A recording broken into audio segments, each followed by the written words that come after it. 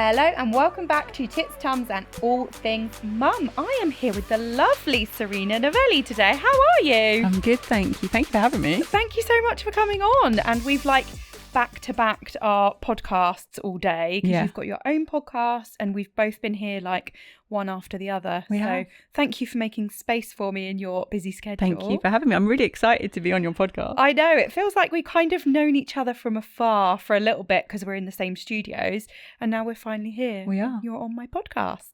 Could you start by telling us a little bit about yourself? Yeah, sure. So I am obviously Serena Novelli and I am a mummy of 5. So nearly spat. Right. I've got 5, but they're all different ages. So my eldest is 29 in a couple of weeks and my youngest is 9 and then the others are sprinkled in the middle. So I've got 5 children and I am currently training as a psychosexual therapist and I'm a certified sex, love and relationship coach specialising in female sexuality, so supporting women with tapping back into their feminine essence and that sacrum sexual rawness, and I'm the founder of a company called Love Thy Body Project, which supports women on body confidence and self-love. I love that. You're helping women get their sexy back. Absolutely. I'm bringing sexy back. I feel like that song just needs to follow you around everywhere you go. Exactly. It's amazing though, because you do really lose your sexy. You lose it because so much happens to you when you become a mum. That just changes how you feel about yourself. Your body changes, your confidence just drops to an all-time low. So you need almost that little bit of help to try and get that sexy back. Yeah, for sure. And there's you. Everyone needs a Serena Novelli just to follow them around and help them get their sexy back. Yeah, and I think as well, having had 5 children, the important thing to know is that after every child, different things happen, right? So your births might be different. You might suffer with different ailments afterwards. And so if you do feel after having a baby, if you do feel kind of oh, this isn't too bad, I still kind of got it, the next time it might not be, right? So it's learning tools to be able to kind of hold yourself in compassion and be accepting of what is and work around it, really. Yeah, definitely. I totally relate to that because with my first, I got my sexy back pretty quickly. But then with my second, I think it took me 3 years to actually feel even a tiny bit of confidence again. So it's totally different, isn't it? Yeah, and I think you feel like you're being pressured as well because of society and what you're seeing in the media and things like that. And so we put a lot on ourselves to kind of bounce back and have that body back and the life back that we had, but we're completely different people. So we lose our identity as who we are. So when I became a mum, I no longer was just Serena, but I was mum, and I've continued to be mum for 29 years. So it's about refinding yourself again. Yeah, definitely. Yeah, you just completely change. And I think for so long you kind of hold on to, but I want to get back to who I was, but actually it's kind of about finding that new version of yourself, isn't it? And getting a new sense of body confidence with the new body that you've got. For sure. I don't know about you, I definitely didn't snap back all this bounce back, snap back shit that you see in the media. My body is nowhere near what it was back then. And you just kind of have to learn to accept that, don't you? Yeah, I think when I had my son, my first child, when I was young, I was 18, and so I didn't actually really look pregnant. And I had a very small, tidy bump, and so it wasn't so hard to feel like I'd kind of got back to a space. It never really was that space again. But after my daughter, when I was in my late 20s, early 30s. That my whole body changed completely and I had to relearn how to love myself all over again, on a completely different level from the first 2. So we put lots of pressure on ourselves and it's never going to be exactly the same. No, but I don't think the media helps though, because you see all these airbrushed photos of or I always think back to Kate Middleton. Do you remember seeing her come out of that hospital the day or the day after she'd given birth, and she just looked perfect, hair was all bouncy blow, makeup on, she didn't have a bump anymore, it was just flat. That's so far from the truth. The day after I gave birth, I still looked like I was 9 months pregnant. I looked awful, like puffy, and we see all these images of these people having just given birth and they're perfect, and we think we should look like that as well. For sure, yeah. And I think our bodies go through so much, and so we got to give them grace, right? And when we're focused, I remember, like, I'm the same. I still had, like, obviously, it still looks like you're pregnant, doesn't it? It's like but it goes from being like a hard like bump to like a bit of a jelly, like type bump. And I think we have to learn that our body, it's taken us 9 months for our body to grow and nurture. And what amazing, like, you know, we're incredible women. Like, we get to do this. We're the only species on this planet that gets to do it in this way, right? And so, sorry, man, you just don't get to do it. We do. We are goddesses. And so, I think that all of that pressure that we put on ourselves is from the media. And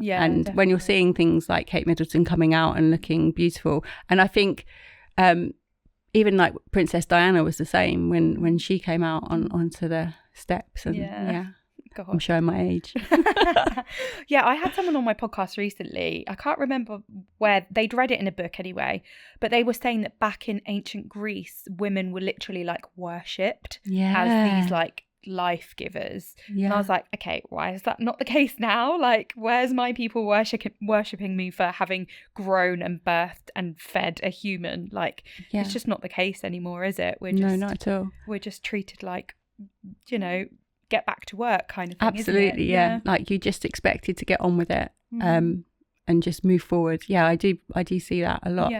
And I get a lot of people come to me who have just given birth and they're wanting to reignite the passion in the bedroom again, but they have literally just given birth, and it's like, come on guys, like, just, you got to chill a little bit and give your body a little bit of space. And I think then it's more about finding what is more pleasurable for you in those moments, rather than it being something that you're doing for your partner. And your partner will understand, maybe not quite unless they've been spoken to in the right way. So communication is super important. Yeah, definitely. And the thing is things change for you in terms of what you enjoy, in terms of pleasure. So you've just got to like re-look at all of that again, haven't you? And just find out what it is that you now enjoy. Yeah, absolutely. I think it's really important, super important, for you to like always rediscover what you like in the bedroom, and for self-pleasure as well. Like, you've got to know what you like to be able to like communicate that, right? And so definitely. This podcast is proudly sponsored by Cover My Bubble. Emma and Chris lost their baby girl Lily Beth at 1 month old and faced financial struggles on top of their grief due to not having life insurance. Now they help others by offering insurance for parents, children and bumps, covering critical illness to income protection. Visit covermybubble.co.uk to cover your bubble. So, let's talk body confidence. Okay. Because this is a tricky topic, I feel. Because, so, I used to be in fitness, used to be super skinny, had no body confidence whatsoever. Even when I was super skinny, I thought I was fat. But I then went the other way. I did a lot of like self-healing, self-development, got so body confident that I was eating a lot of shit. And I was like, it's fine because I love my body no matter what it looks like. Even if I was a size 22, I'd love it no matter what. But I then became super unhealthy because I was accepting of whatever my body looked like. So now I've gone the other way. I'm now being really health conscious. I'm eating healthy foods, limiting alcohol, all of that stuff, exercising.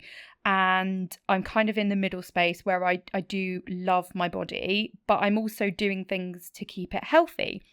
And then I spoke about the fact that I had fat freezing done yesterday. And I'm like, where does this all sit with body confidence and loving your body now? Yeah. So there's a lot there, isn't there? There's a lot to unpick. I know. And I think that, again, just goes to show like I want to call it like outdated beauty standards. And we go in swings and roundabouts because right now at this point in time, you've got, I never know how to say it right, it's Ozempic injections. You've got all of this.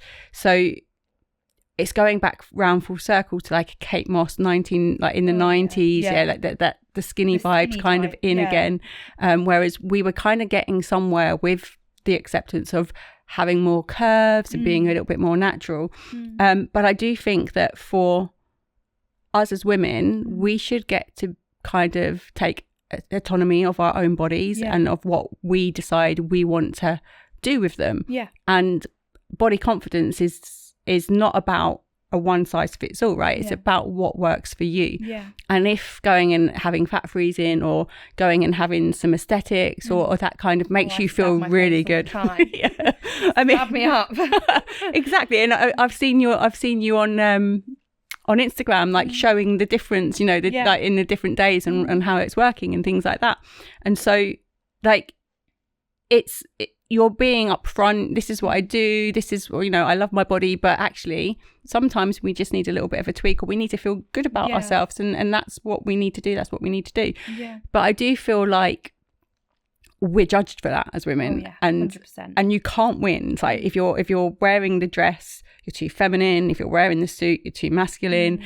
You know, if you eat a packet of crisps, then you're greedy and you're gonna, you know, you're fat. If you're not eating, then you're anorexic, and you can't win at all. So I feel like we need to kind of strip back and understand what it is that makes us happy as a person, what lights us up. And like you said, you got too much comfortable in your skin, that you kind of, the bad habits, and I'm saying bad habits, but they're only bad when they become excessive, right? And when it's not healthy for you. So in the green room, my friend said, I brought you Reese's Pieces because I know you like them. They're my guilty pleasure. But I'll eat the whole packet. And I won't feel guilty for it. But then I will feel guilty for it like another day, like in my head. So it's like kind of like remembering that actually it was a treat.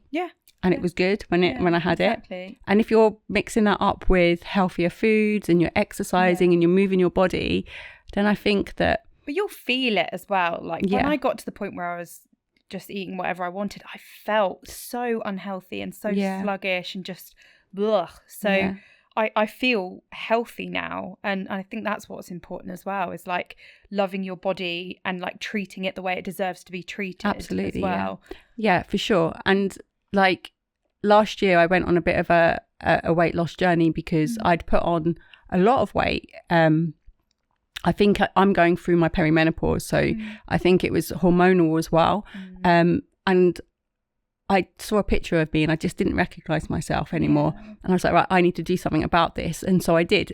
But then again, I became quite obsessed with what I was doing. And the same friend that's bought me Reese's Pieces kept saying to me, are you sure you need to actually eat some like decent food? You're just eating like protein and salads and stuff like that. And so it can become obsessive, right? And even though I work and I support women to feel comfortable, I'm not perfect, and I'm never going to claim that I'm perfect, and I have my hang-ups, and you know, I go through my own journey, but I'm accepting of that. And I think that's where self-love comes into it. I love that. So it's kind of like a you do you movement with your body, rather than like, because like sometimes you can say I am body confident, but you have up and down days as well. Like some, you know, when you're bloating, when you're like due on, or for whatever reason, you can have a down body day. It's not like you're just forever body confident. Exactly. So you do you, I guess. Absolutely. I agree. And like you said as well, there's been all this hate with Taylor Swift with, oh, she's too skinny, she needs to eat a burger. But then she's recently put on some weight and has started like training, and she's got quite muscular, and now people are saying, oh no, she's got too big now. And it's like, this poor girl can't win. So like, you might as well just do what you want to do. I think it's the same with Millie Bobby Brown as well, isn't it? In a different way, but for the way that she's being portrayed as being older looking because of the makeup and the way that she wants to style herself, it's nobody else's business. It's up to her how she wants to fuck off. Like, everyone just fuck off. Exactly. I feel like if you can be okay in your body, and it's bloody hard because of everything that's thrown at us, and you can say, actually, I love myself for how I am today in this moment in time. I'm doing my best. I'm at my best that I could possibly be, and I love me for this, and I'm going to accept how I am in this moment, then that's when you can start to do the work for yourself. And that's when you start to feel sexy again, and you start to like reignite the passion in the bedroom. But how do mums go about reigniting that sexy inside them in the bedroom when they're not feeling so body confident? Yeah, so that can be quite tricky. And I think dependent on, if they've got a partner or if they don't have a partner. If they've got a partner, then bringing that partner on the ride with them is important, because I think that vulnerability that we have as women when we've just had babies, and, we can end up in a really dark place, and you have to really like build yourself up. So if you've got somebody that can support you, then that's really good. And just learning that actually pleasure isn't like, well, first of all, sex isn't about penetration. Sex is all of it, the whole lot. So sex to me is him loading the dishwasher. Exactly. Yeah. That is top-notch it's sex. all of it. And exactly, as women, we want to, it happens way before, right? Yeah. So it's in the doing. But we also need to be able to learn to pleasure ourselves in a way that feels good. So if it's having some Reese's Pieces and a quiet moment, then that's sexy, that's pleasure, that's building up to feeling comfortable in your body to be able to then maybe give yourself to your partner. If you've got the partner, having a bubble bath, like just kind of like being with yourself and learning to do some mirror work maybe, and look at your body and speak to it with love and kindness and all of that kind of stuff. It kind of can help you to learn that actually you're okay. And when the pressure's off the table, and I always say this to my clients, like sex is the thing that people come, they're not, it's not happening, they're not getting the sex, it's what the people will come to me for.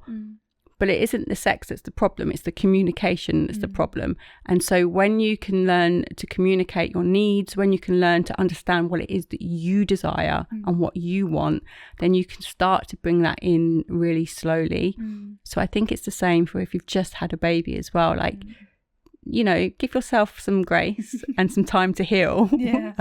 Think about yourself, put yourself first.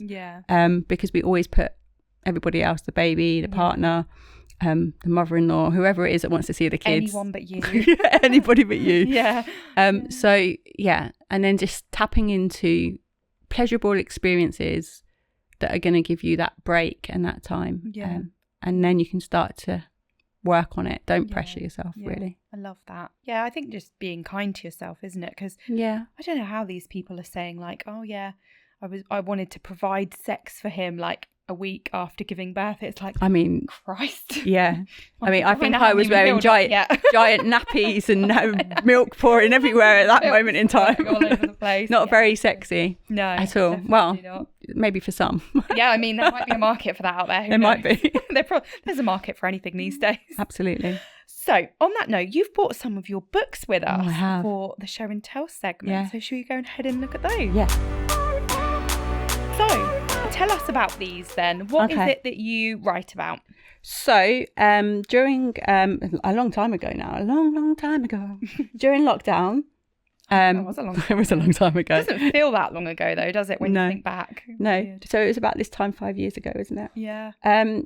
I wanted to be able to support my community in a way that was going to help them to feel comfortable in their skin, because it's a lonely place. It was a lonely place, and some of the community are vulnerable people, and I wanted to make sure that there was lots going on, and so the way to do it, I thought, was to write beautiful stories, like personal stories, and to be able to share that and support. So we did 3 books. I wasn't expecting to do 3 books, but that's what happened. When I put out the application, lots of people applied, and it's called, where am I showing it to you? To the camera? These guys, to the camera. So they're called Love Thy Body, Real Life Stories, and we've got 3 of the books, so volume 1, volume 2 and volume 3. All the authors are on the back, and these are stories around body positivity, self-worth. Some of the people have been domestically abused, and so they're sharing their story, and it's really about taking back their power. And they're just little shorts, so you can get the book and you can just read a story. You don't have to read a lot. And it's all really just super beautiful and really empowering. So when you're writing, it's cathartic. So like when you can allow for what's inside to come out, it's a healing process. And so all of these people did that. That's amazing. And so, and then I did a one on sex, because like I needed to do one on sex, right? This book is actually I just qualified as a sex, love and relationship coach, and there are a couple of my clients in here that wanted to share their journeys, but most of them are peers, and so other coaches that are in the same industry, and we just collaborated on this book. So I feel like that one will resonate with my audience the most, because although body confidence is a big thing, and body positivity and all of that, sex, love and relationships within like parenthood in general is such a big topic, because children just throw your world upside down and change your relationships so massively, but it's not something that's talked about enough. So seeing all of that in a book is something that everyone will probably resonate with so much. I literally put a story on, because I did the sex episode with sex toys recently. I put a story up asking for people to tell me about how their sex lives were. Oh my God, I've never had so many story replies ever. Because people are obviously wanting to talk about it, but they don't have anywhere to go to talk about it, because it's still a little bit taboo to kind of talk about sex or the lack of sex or self-pleasure. So my DMs went a bit wild that day. I think it's important though that people, or especially like in your audience, they know that they can come and they can and chat to you. You can put them if they need to in, you've had lots of like those sex toys were great, and you had that couple, that lady, and that, oh my goodness, they are brilliant. They came on and they talked so openly about their sex life and how they're like at it like rabbits, and like all these toys on the table and stuff like that, but they had been on a journey as well of getting back to that kind of thing. So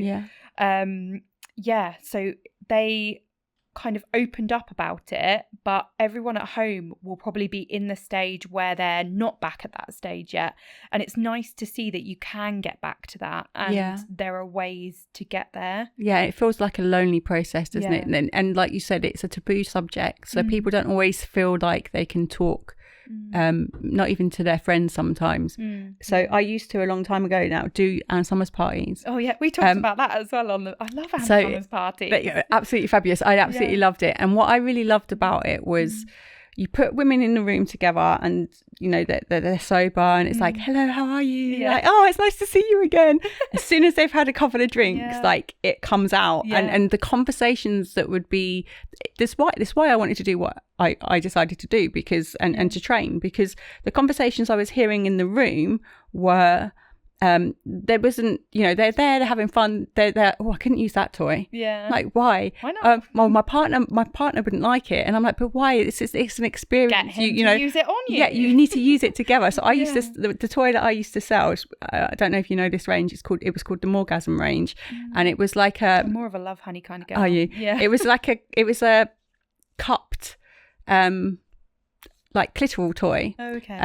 But the power in that toy is super powerful, that it vibrates all up your arm. So I would say, this is how I would, and I sold loads of these. So this is my top seller. So you can put this underneath his balls, okay, and he turns into a human vibrator. It's so good. But he's getting pleasure. It's for him. You're giving him the pleasure, but really you're getting the pleasure. So they were like, oh, so I could take this back, and this is something. It's his toy. I'm like, but you've got a human vibrator then. And they were like, oh my gosh, this is amazing. And I also am I allowed to talk about blowjobs? Okay. And I also used to say, because it was so met me. Just joking. If you popped the toy, so it looked like a hoof. It was a weird looking toy, but it was powerful. Imagine what this thing is. So if you pop the toy here in your mouth, on the side of your mouth while you're giving a blowjob, it vibrates, you become the vibrator, and sometimes if you get like a lockjaw or something like that, it's going on for a while. I don't know, I just did the action shot. Going on for a while. Oh, sorry. I mean, it's over. It's done. I love that. So if get back to watching EastEnders. You need to do a quick blowjob because you're like tired, time push. Here, like quick, let's use this one. Yeah, in your cheek or under your chin. He's done. It's gone. Yeah, he wasn't expecting that. Yeah. Oh, I love that. That's so good. I'm so glad that people are talking more about sex toys and stuff like that. The only thing is, things like social media are still trying to silence it. If you put the word sex, oh my goodness, oh dear God, imagine being a sex coach. You write the word sex on Instagram. I got banned from Instagram because I was talking about sex. My whole account went. And also, actually, I've got my platform where all my courses are. Stripe tried to close me down because I'm dreading these 2 episodes going out on YouTube. YouTube's going to have a field just like day. It's bleeping like, it. Beep, beep, beep, beep. I'm allowed to say sex. Okay, we're grown ups. Yeah, I mean, come on, like, yeah, we're adults. Yeah, we're adults. Yeah, I know, but it's crazy, isn't it? I'm hoping in the next 10 years to come it'll get easier, but you never know, it might go the other way and we might turn into like my parents or my grandparents who are like, oh no, it'll all be virtual, won't it? There'll be no touching. It'll all be on like a VR. Christ, thank God I'm old and I'm not going to have to experience any of that stuff. Real pleasure. No, this isn't going to work, is it? Well, you never know. Yeah, who knows? They'll have like robots that just do it for you. You just Spanking lay there and they just spank. Jesus Christ. On that note, we are going to get the wheel over and do spin and spill. So here we go, the spin and spill wheel, and we're going to give it a good spin. Some of them are like audience submissions, which we will react to, and some of them are like questions. So go ahead, give it a good spin. I'm a lefty. I might just destroy your set. Oh, that's all right. It wasn't a very good spin. Can I do it again? Yeah, go again. Oh, wait a minute. I got an embarrassing story though. Wait a minute. We had an embarrassing story earlier. Okay, all right. I feel like we need a rank bank. Always for a rank bank. Oh, there you go. Just manifest that. That just happened. Right, let's have a look then. Usually they are about some sort of bodily fluid. Oh, I don't think I've had any sex ones recently. A sex one would have been a good one. It would have been. But I think they're all bodily fluid related. Right, you've had 5 kids. This one, something like this has probably happened to you. Ugh, the worst happened to me today. My child decided to punami everywhere. Standard. It was fine. I got him all cleaned up. Must have got it on my trousers at some point. I took my daughter to the ice cream van and got her a Biscoff sundae. It was a warm day, so it got a bit drippy. It dripped onto my trousers. I wiped what I thought was caramel sauce off my trousers and ate it, only to realise that it was my child's shit from earlier. I knew where that was going. Yummer. I mean, most parents have probably licked their kid's shit at some point by accident. Obviously not on purpose, but because it gets everywhere, doesn't it? And then you don't know. I had a story once where someone ate what they thought was a Malteser. And it wasn't a Malteser. No, my auntie used to work in a care home and she said if a little old lady ever offers you Maltesers, do not take them. I've heard that story before. I've heard like don't take Maltesers from old people. Yeah. Oh, that's terrifying. But yeah, most of the rank bank stories. We have had some sex ones recently about like condom jellyfish and all sorts of weird stuff. Do you have any sex related rank bank stories that you could put out there? Oh, you've put me on a spot. I've probably got loads. Oh god, yeah. Someone shat on her husband's balls. I had that one the other week. So she was what was happening? I can't even remember how she shat on her husband's balls. I love that though. Yeah, she shat on her husband's balls. I was like, I mean, some people might be into that, but you know, who knows? Well, yeah, fetish. I can't think, honest to God, think off the spot. Sorry. I mean, when it comes to sex, if you're with someone that loves you unconditionally, there's not a lot that can happen that would be considered rank or embarrassing, is there? No, not really. It's like, I mean, I'm going to say it. I've farted during sex before. I'm sure everyone has. So, yeah. Both bits. Fanny fart. Yeah. Not the worst. I don't gone right up that way. I don't know that I can do that anymore since I've had children. That's not happened since I've had children. Oh. Maybe it broke my fanny farting abilities. But yeah, once you're with someone that you're comfortable with, it's not that rank, is it? No. It's just normal. All of that stuff. So yeah. Yeah. And I think the same with the children. Like, it's normal. I mean, I'm not about licking poo, maybe. But I mean, once you've become a mum, like, nothing really embarrasses you anymore, because if you're breastfeeding, you're constantly walking around with your tits out and milk squirting everywhere, and there's bodily fluids everywhere anyway from the kids. So we don't embarrass that easily as mums, do we? No, not really. Yeah. On that note, on the note of bodily fluids, how ready are you to clean up baby Annabelle on Stroller Speedway? Oh, I want to get to the top of your leaderboard because I've got 5 kids and I used to look after kids. So I feel like I need to be at the top. So full disclosure, Jade at the top there of the leaderboard, Jade from her story, left shit on baby Annabelle's knee. So she wasn't the cleanest baby. Okay. So she did get deducted time. So she was 31 seconds, but I added 10 seconds on. And nappy's got to be done up as well? Yeah. Oh, yeah. okay. But she didn't clean baby Annabelle very well. So I had to take her home, bless her, and give her a bath because there was shit everywhere. She could have eaten it. Oh, yeah, you could, yeah. I don't know. There's something about it, though, because it's acting as poo. I can't eat it, even though I know it's Nutella. Oh. It's like a psychological thing. Yeah. Like, it's weird. It's like that baby game you play on a baby shower, right? Where you put all the different things in the nappy. The food, yeah. I just can't eat it because it feels wrong. Yeah. But yeah, let's head over. Okay. So, here we are, Stroller Speedway. Why do you look so nervous? Because I just told you I was going to be on top of the board and now I'm scared. So, situation is, Annabelle's in her pushchair. She's done a poo. Typical. Oh, Bloody Annabelle. So you're going to take her out, put her on the floor, take off her nappy, clean her bum as clean as you'd like your own child to be, put the new nappy on, do her vest up, put her back in the pushchair, slalom that way, touch my shoulder to finish. Okay. And I'll give you a countdown to start as well. Okay. Any questions? No. You look so nervous. Okay, are you ready? I think so. 3, 2, 1, go. Come on, Annabelle, let's do this. You got this. Oh, there's poo! No, shit. There's poo on your baby wipe thing. Oh, God. Oh, she's a girl. It's gonna... Obviously. Annabelle. Oh, my God. Right, this is definitely not 21 seconds. Yeah, you've already gone past 21 seconds. What's happened to her leg crease? Yeah, there's a lot of poo everywhere. Oh, my God. Did you say everybody... I'm failing this. Well, I can say you're not top of the leaderboard. I've just used all your baby wipes. Oh, don't worry. It's fine. It's what happens when you have a What's poonami. going on with this baby's poo? Well, it's Nutella, so it's a bit stickier. Whoever's child this is, they've left them sitting in that nappy all day long. This is not normal. Well, she's nice and clean, so... I'm thorough, see. I didn't want to leave those bits in her legs there either, but I couldn't help it because that's all right. That's what the bath's for later, isn't it? Oh, it's on my finger. Yeah. Oh, you didn't just lick it. Christ alive. I thought I would just... I've lost her. That's all right. Go, go, go. She's taken out the cone. She's taken out the cones. I've got to... Woo! Okay, touch my shoulder. Right, where do you think you are? How long has that Nutella been there? It's fairly new. You wouldn't believe how much Nutella I get through in this podcast studio.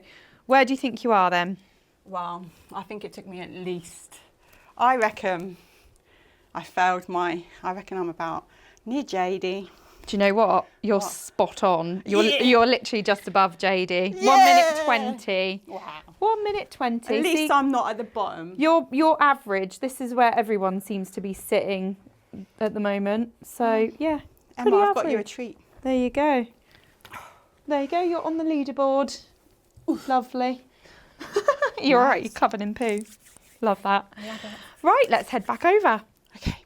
So, how was your experience of Stroller Speedway? Wow, it was a little bit more tricky than I thought, but it was fun. It's that Nutella, I swear to God. It is way stickier than actual human poo. Yeah. But I can't think of an alternative. Oh, I don't know. Maybe like peanut butter. That might be just as bad, actually. Yeah, it could be. Well, I feel like a Mars bar could be quite fun. Yeah, but that's also really sticky. It's really sticky.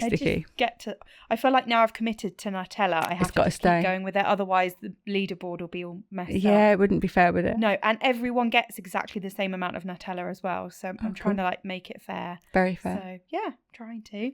But thank you so much for coming on today. It's been amazing talking to you. Thank you for having me. Could you tell everyone at home where we can find you online and where we can get your books and stuff? Where do I look? Over here. Yeah. So you can find me on Instagram at lovelightbodyproject23. You can find me over on Facebook at Serena Novelli. And if you want to go and find any of the books, you can search them on Amazon. If you just put Love Thy Body into the search, they will pop up. Amazing. And you're actually part of our Tits on Tour show in September as well. Yeah. Which is very, very exciting. So 23rd of September at the Wild Theatre in Bracknell, and we're going to be doing all sorts of crazy shit. There's going to be boobs everywhere, and I love it. It's going to be amazing. So, and you're going to be part of it. I am. I'm excited. It's exciting stuff. Thank you so much to everyone for watching, for listening at home. Please do subscribe, like, comment, all the things, and I'll see you next time.